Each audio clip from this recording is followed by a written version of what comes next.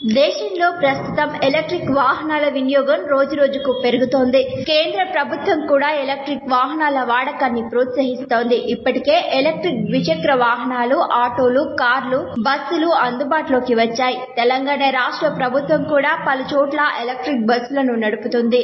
మారుతున్న కాలానికి అనుగుణంగా ఆర్టీసీ మార్పులు చేస్తూ ప్రయాణికులను పెంచుకునే పనిలో నిమగ్నమైంది. ఇంధన ఖర్చులను తగ్గించుకొని ఎలక్ట్రిక్ బస్సులను నడిపేందుకు సిద్ధమైంది. ఇందులో భాగంగా టీజీఎస్ ఆర్టీసీ ఆధ్వర్యంలో వరంగల్ రీజియన్ కు కొత్తగా ఎలక్ట్రిక్ బస్సులు వచ్చాయి. మొత్తంగా 86 బస్సులను కేటాయించగా అందులో 34 బస్సులు వచ్చినట్లు ఆర్టీసీ రీజనల్ మేనేజర్ విజయభాను పేర్కొన్నారు. ఇందులో 18 సూపర్ లగ్జరీ బస్సులు, 16 డీలక్స్ బస్సులు రాగా మిగిలినవి ఎక్స్ప్రెస్ బస్సులు రాబోతున్నాయి. పర్యావరణాన్ని పరిరక్షించాలనే నెపంతో ఆర్టీసీ ఈ బస్సులను ప్రవేశపెట్టింది. ఈ బస్సు ఒకేసారి ఛార్జింగ్ చేస్తే 350 కిలోమీటర్ల వరకు వెళ్తోంది. ఇది ఛార్జింగ్ కావడానికి 1.45 గంటల సమయం పడుతోంది. ఇందులో ఫుట్ బోర్డ్ ప్రయాణం అస్సలు ఉండదు.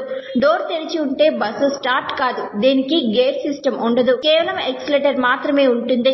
గంటకు 80 కిలోమీటర్ల వేగానికి మించి వెళ్లకుండా స్పీడ్ లాక్ చేశారు. ఇక అగ్ని ప్రమాదం జరిగే అవకాశం ఉంటే ముందుగానే పసిగట్టి అలా మోగేలా సాంకేతికతను ఉపయోగించారు. బస్సుకు మొత్తం 5 సీసీ కెమెరాలను అమర్చారు. డ్రైవర్ సీట్ ముందు భాగంలో కెమెరా మానిటరింగ్ చేసే విధంగా ఏర్పాటు చేశారు. ప్రతి సీటు వద్ద సెల్ ఫోన్ ఛార్జింగ్ సాకెట్ ఉంటుంది. ఈ బస్సులకు ఇంటెలిజెన్స్ ట్రాన్స్పోర్ట్ మేనేజ్మెంట్ సిస్టమ్ అందుబాటులో ఉంటుంది. దీని ద్వారా బస్సు ఎక్కడ ఉందో జీపీఎస్ ద్వారా తెలుసుకునే అవకాశాన్ని కల్పించారు.